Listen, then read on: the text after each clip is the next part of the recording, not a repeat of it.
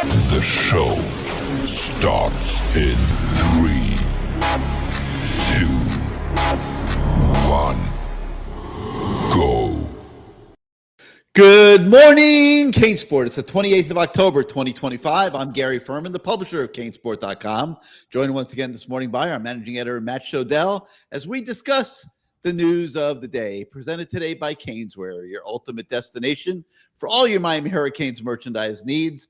If you want it in orange, green, or white, you will find it at Caneswear. We'll talk a little bit more about Caneswear a little later in the show.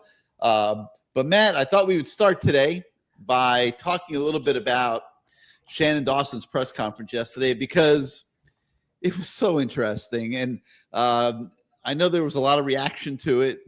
And you know, the first thing that I thought came through loud and clear is that these coaches do hear when people in the outside world start questioning what they're doing. And, you know, they take a lot of pride in their work, and they also operate in a bit of a bubble, and it's a highly pressurized bubble, to say the least. I mean, you have a Miami Hurricanes football team that came into this season thinking that it had a pretty darn good roster, which it does, and that this was a year that it could play for it all, an ACC championship, a berth in the college football playoff. And everything started out great to start the year. The offense was really, really good. And, you know, maybe in some of those games against Notre Dame, you know, Florida State, maybe they, you know, cut off the spigot a little too early, so to speak, and dialed it back. And, you know, of course, you know, all eyes go on Shannon Dawson for that, when what looked like it was going to be blowout victories turned into close games.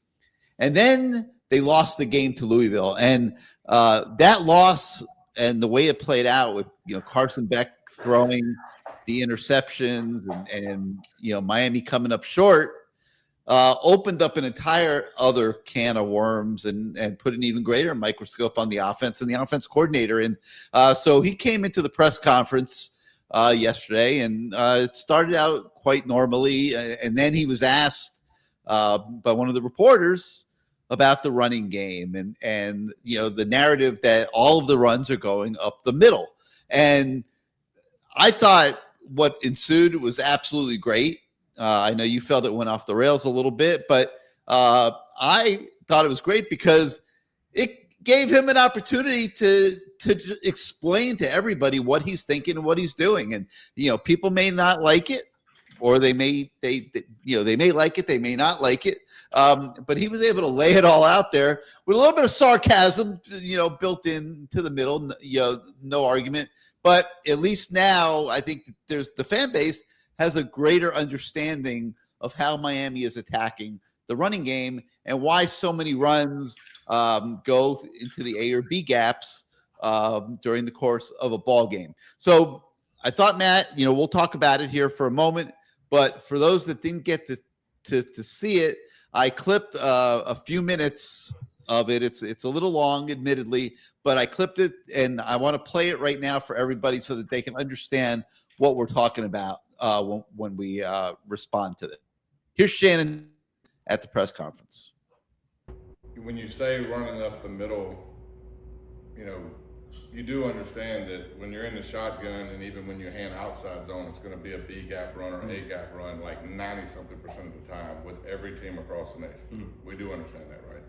And so the amount of times the ball gets outside the tackle when you're a shotgun team everywhere in the nation is not very high. Oh, do we understand that? We do. Okay, so with that being the way it is, we probably ran outside zone half the time Saturday. But where does the ball go? It probably goes B gap or A gap. Why? Well, the ball's getting handed here. The O-line's here. So the fact that it has to go all the way around the tackle and outside zone, it's probably not going to happen unless the defense gets out of gap, which they did a couple times. Has he lost you yet, Matt? Are you with us? It's my turn to talk. It's a lot. Yeah, I'm going to talk for a minute. I'm going to play more, but I want to stop there for a minute because, I mean, what he's saying there does make some sense. If you're in the shotgun and you were turning to hand the ball to the running back on those, most on the majority of those plays, which start out that way, the running back probably is going to head into the A or B gap. Now he's going to go on to explain a little bit more here about how the line will slide, but the A or B gap will stay the same. But I thought that, putting it into those terms kind of simplified it, and it does make a little bit of sense. Look, there's a lot to unpack. I mean, he started asking reporters questions and, mansplaining, coach-splaining. But to your point that somehow you can't run to the C gap at a shotgun is bizarre. Every team can do it. It's just Miami has running backs that don't want to do it. I mean, at one point, he, it was a Miami Herald guy who asked the initial question. And at one point he asked you, is a counter an inside run or an outside run? Which it could turn into either, depending on the running back, but, sort of a trick question, I guess. But Gary responded to him, a counter, that's where I order my sub sandwiches for lunch. What are you talking about? He didn't seem to understand that. No, but like the whole thing had this kindergarten feel to it. Like he wanted to get up there on his high horse and put the media in their place because he doesn't like what he's been hearing from the media. He doesn't understand the media is just reflecting what the fans are saying, and fans are pretty knowledgeable. There's nothing we get asked more about. Correct. Right now than the run game, right? And, so and why all the runs are up the middle. There's no topic we get asked about more. So this Herald reporter brought up what fans are saying, and he didn't ask it the most eloquent way. And Shannon Dawson did go off the rails a little bit because you don't really hear, coaches mansplaining stuff to other men. I thought it was great. It was a little bit embarrassing and degrading, and only you would look at it that way. No. Oh, I thought it was because it's so obvious. Like what he's saying was obvious. Are you kidding? I cannot. He was just giving a clinic so people can understand what he's doing. He made it very clear. He's not changing. That was a clinic for kindergartners who don't understand how. Maybe everybody out here is kindergartners, but he made it very clear. I am not changing people. Has he ever seen a pitch play run out of the shotgun? You can run a counter. There's any number of runs you can do. He's acting like you have to be under center to run sweeps. You can do a jet sweep. Like, yeah, it may not be a running back, but you can get the ball outside of the tackles a million different ways. There's innovative ways to do it. There's traditional ways to do it. He can literally just go on the internet and probably find 50 different ways to run outside of the A and B gap if he really wanted to. And then he started peppering all his answers with, I had a 10-yard run up the middle. I had a 5-yard run. It was just bizarre a little bit, you might want to remember that one went outside. Right. I just want to preface all this by saying that Shannon Dawson's a really good dude. And I personally appreciated him taking a good 5-6 minutes to, like, in ABCD terms, pardon the pun, explain what they're doing, because obviously there is a great deal of interest and a lot of people want to understand it. And, some coaches aren't so nice and they can get a little gnarly, especially in the pressure of a football season. It is a highly packed, pressurized world that these guys do work in. But I thought it was good that he took the time, and some of it did get a little funny and what Matt might call off the rails. But and I'll play more of it in a minute, but, Matt, you do have to give him credit for at least trying to explain, because it is the talk topic right now around the offense. You say it's funny. It's about as funny as those 3 clowns pounding on a door in Virginia. Then it turns out that those people's cousins playing a prank on them, and the cops were called, and there was like a manhunt.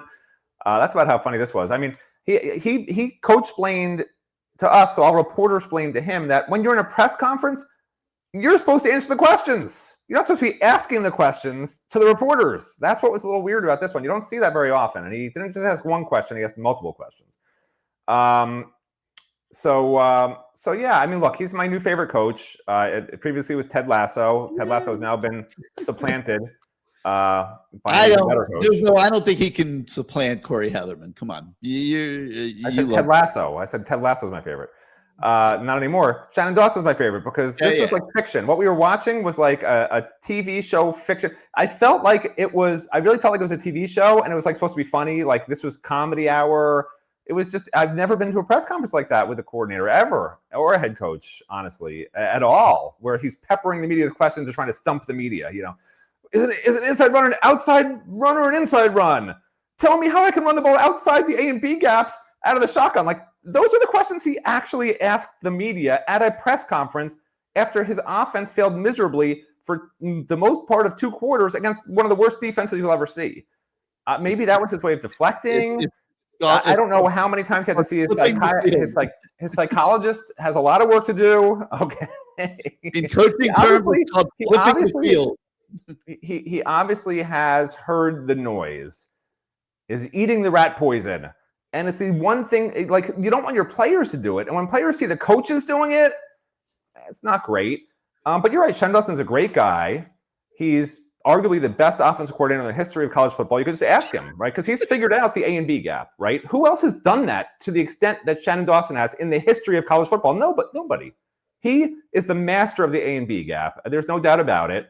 I mean, did you see the 1 yard 4th down conversion up the middle? The 10-yard run up the middle? Did you see that one? He talked about that. I mean, he's the master of this stuff. So who are we to dispute the master of the A and B gap? All right, so he started out by explaining how the plays naturally filter into the A and B gaps because the quarterback's handing the ball to the back's looking straight ahead, and if he sees a hole there, he's going into that hole. Okay, that now he has the option of bouncing it outside if he doesn't see anything there. But other than a few bad quarters here recently, Miami's been pretty successful running the ball, really the last couple of years. And, early in the year, they were getting a lot out of those runs up the middle into the A and B gap, to be perfectly honest. So let me just play a little bit more of Shannon Dawson here for you guys that didn't get the chance to see it. 100% good with the ball hitting the A-B gap. I mean, it's just, I don't understand the infatuation of, how do you want me to get the ball outside with the running back? It's a question to you. How do you want me to do it? I'm not the offensive. You mean run option? Maybe. Okay, I'll run option. That's smart. Genius. Toss sweep. You run toss sweep. The best. That was me. That was me. Okay, so Comedy hour. If we see a toss sweep on Saturday at SMU, I want everybody to know Gary gets full credit for that. Okay, but that is another way they can get the ball outside, and certainly with Jordan Lyle or listen, the best thing he said, and you're right, they can't get outside, but the best thing he said is that defenses are setting the edge against us. He said defenses set the edge against us. How can we get outside? Well, why aren't you pulling guards? Why are defenses constantly setting the edge to the point that you can't get outside the tackle box on these runs? And I'm going to get to that in a minute because I asked him about that. The answer is he's not trying to. He wants to pretend he is because he wants other teams to scheme and try to stop that, but he's not trying to, okay? The scheme doesn't try to do that. And if you watch the running backs, when they take that handoff, they're not going left or right and looking for the hole to hit. They're going straight to the A or B gap that's been designed on that play. Okay, watch the film. A lot of times in the NFL or college football, you'll see handoffs out of the shotgun and a pulling guard and maybe a tight end to the left, and the running backs following those two guys this way or whatever. Is it backwards on the screen? I don't know. But they're following those guys, and they look for that hole to hit, and then bam, that's when they hit it. These guys are full steam straight ahead to the A or B gap every time. So for him to be like, these are designed to be outside runs, it's outside zone half the time, I don't know what he thinks he's accomplishing with people who actually have watched some of his tape, but like that's just not the case. Here's one thing you're not taking into consideration. Maybe they don't have the personnel to pull like that on a regular basis. And I asked him about that. I think he gets to here in a minute, so let me just play a little more. Yeah, we'll go underneath. How does that impact the defense, though? What you're saying obviously makes total sense, but does it? It does. But you've got A gap. But I get asked that question a lot. I don't think it makes total sense, to be honest. I get asked nothing more than this. Yeah. But like when you have A gap and B gap, how does that impact a defense trying to defend that? You still got to stretch. So where's the A gap go? So I would look at it, if people really want to find the answer and really ask questions, it's where does the A gap go? So if you're running outside zone, the A gap might start where you're at, but it might end up where you're at.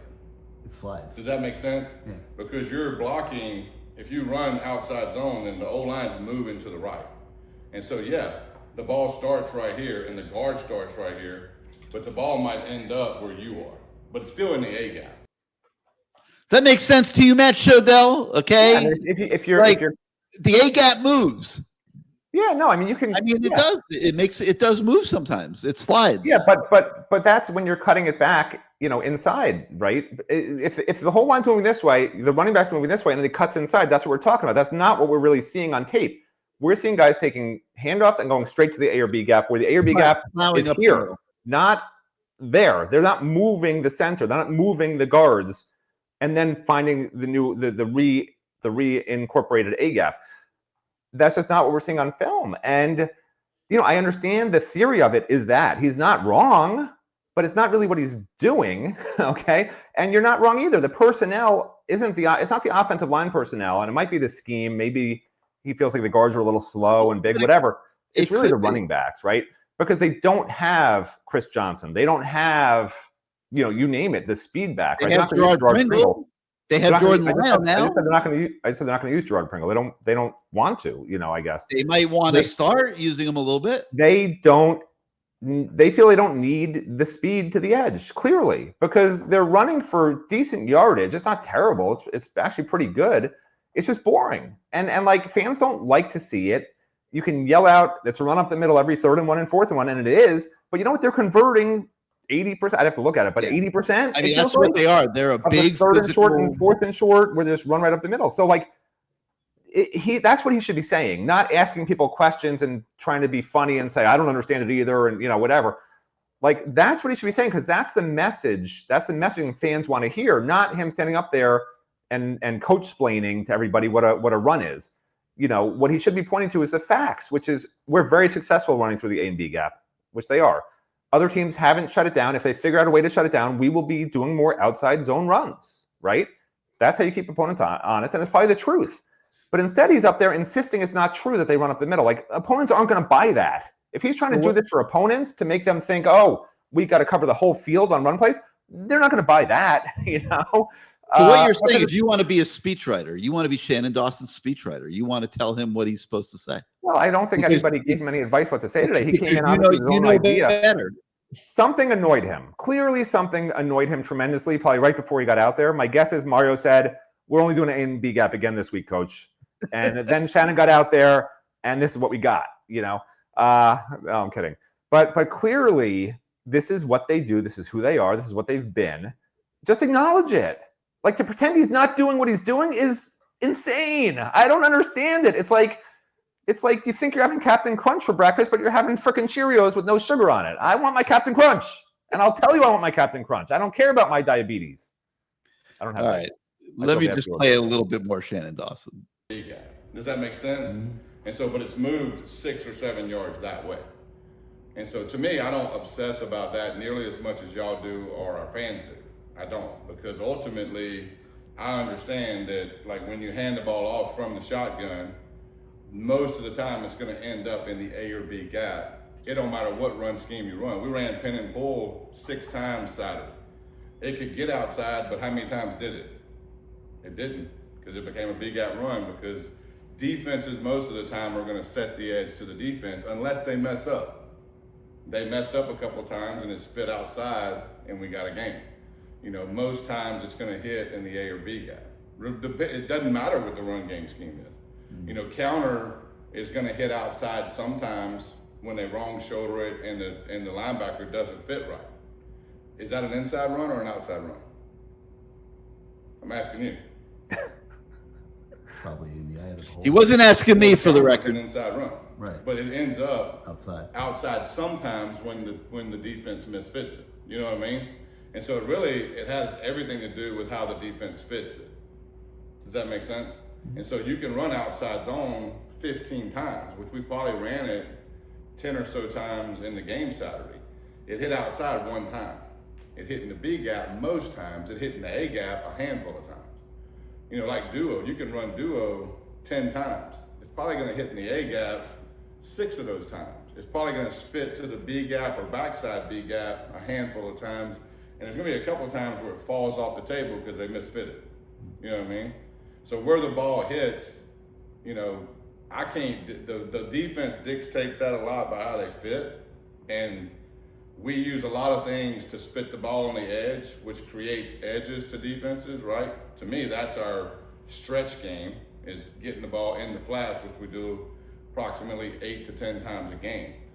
And so the question about the ball hitting up the middle, I mean, they can keep asking it and y'all can keep asking it, but I'm not going to change what we're doing, because what we're doing is how we want to play football and how really everybody does, you know?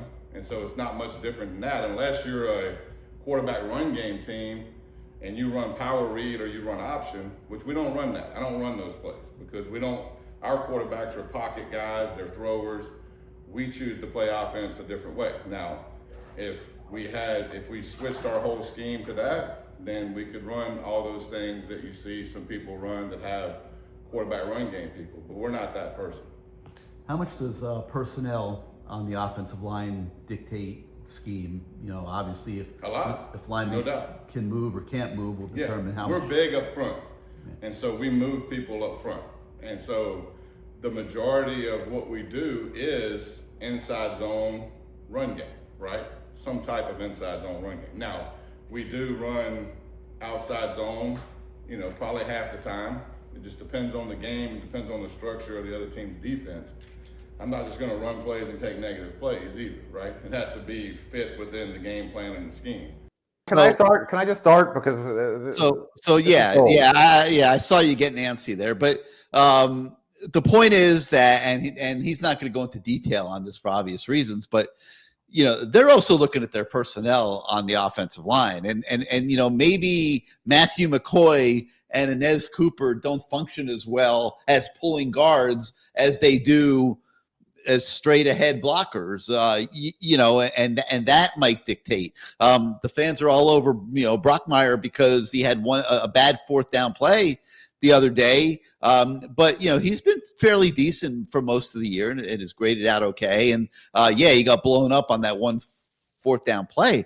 But, you know, he's obviously, maybe he's not a pulling center. I mean, you got to be a pretty damn good center to be a pulling center. I mean, I've seen a few through the years, but not many.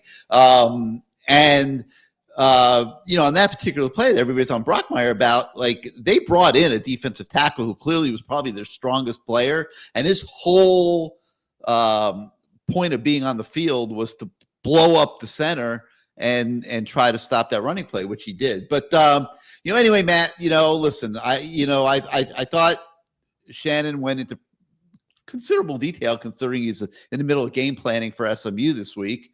And, you know, maybe people understand it better. I don't know. He made it clear he's not changing. You know, you're the Shannon Dawson of media, because when I said I wanted to go first, I guess you thought I meant go second. You're the A gap, I'm the B gap, apparently. So here's what I wanted to say while it was still fresh in people's mind, what he just said, which now is no longer the case.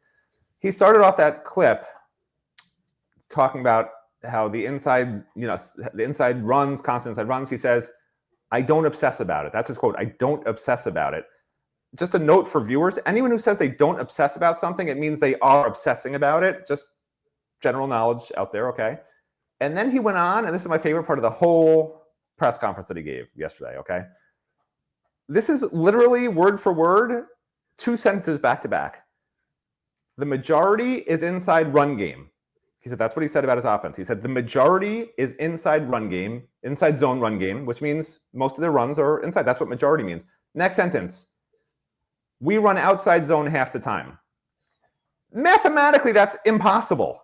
You can't do the majority inside zone and half outside zone. It's either half and half or majority and not that much.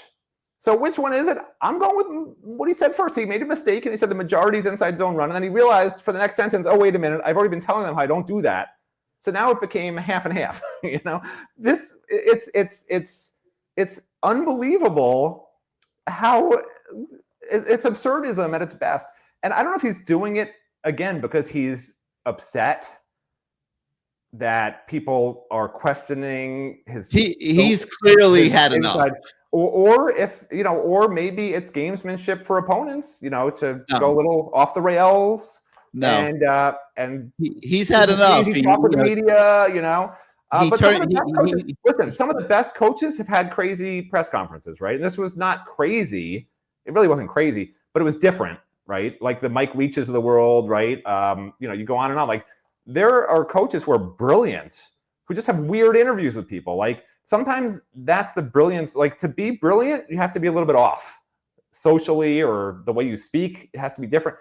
This was the first time, and actually I'm more impressed with Shannon Dawson after this than I was before it, because this is a sign of genius.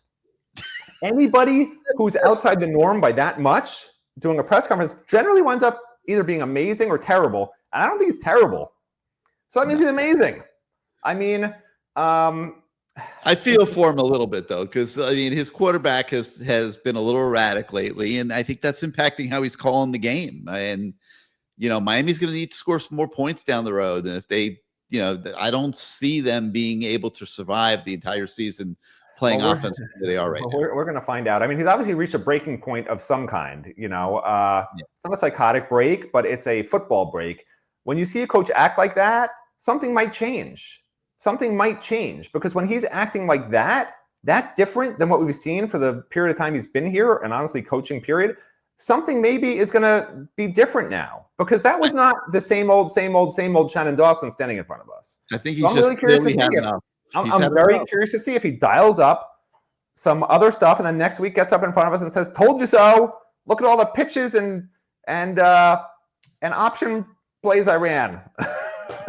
We didn't run a single play up the middle, and we lost 48-0. Are you guys happy now? Are you happy now? I didn't run a single play to the A and B gap. We lost by 48 points, you idiots."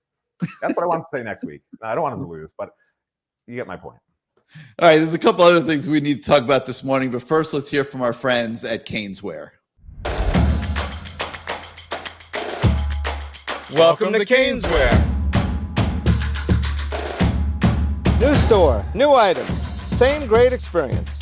Family owned and operated since 2010, CaneSport has the latest merchandise from the Miami Hurricanes, Miami Dolphins, Florida Panthers, Inter Miami CF, and more. Come visit us at our store in Davie on University Drive, just south of 595, or online at caneswear.com. CaneSport, the spot Miami fans shop. All right, and like I've been telling you all football season, CaneSport has the largest selection of Miami Hurricanes merchandise that you will find anywhere. And they've got it all: T-shirts, jerseys, hats, polos, hoodies, flags, magnets. They have all their clothing in all sizes: men's, women's, kids, babies. They will even dress up your pet at CaneSport. They got clothes for your pet. They also have the Adidas line of camo gear that you saw kind of rolled out at Hard Rock Stadium the other night. If you want some of that for your Canes clothing collection, you can find that as CaneSport as well. So you can check them out at 2655 South University Drive in Davie. Stop at the store on your way to on your way to Hard Rock when for the Syracuse game in a week, and if you live nearby, you can go by anytime. Or if you can't get to the store, you can go to caneswear.com and shop them 24/7, 365 days a year. So 2655 South University Drive in Davie, caneswear.com for all your Miami Hurricanes merchandise needs.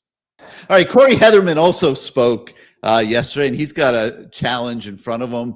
I would just throw out that Wake Forest game that SMU played on Saturday, where they were not real effective on offense.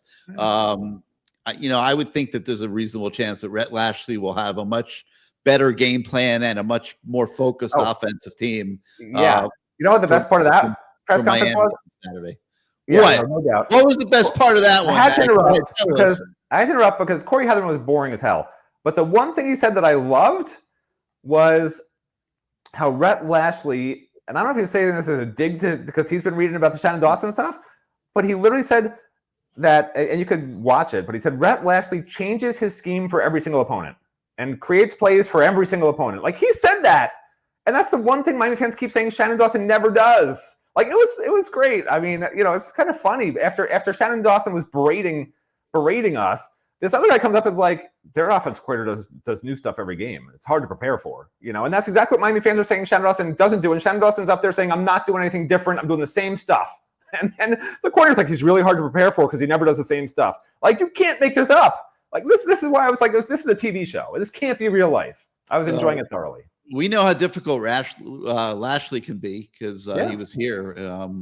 And like I said, I think he will. They weren't very good against Wake Forest Saturday. They lost, but they got a lot of injury problems. They're in trouble. Yeah, they're probably in trouble. But I do think Lashley will have a little bit more in the tank to test the Miami defense on Saturday, and that will be an interesting element in its own. So make sure you check out the Corey Heatherman story on the website. It comes with video as well, and see what he was saying this week. We spoke to Mario a couple times, and you could see what he's got to say. I thought Mario was, didn't really hit, he was kind of like in autopilot mode this week. I mean, it's really interesting the way this season has evolved. Like Miami's gone from the darling of college football to now, like nobody's really respecting the Hurricanes anymore. That they dropped a spot in the polls. Vanderbilt jumped them, and they're just they got to get they're not playing as impressively. Even though the second half against Stanford was obviously as good as it gets, people aren't overreacting to that, and I happen to agree with people. That was not something to overreact to.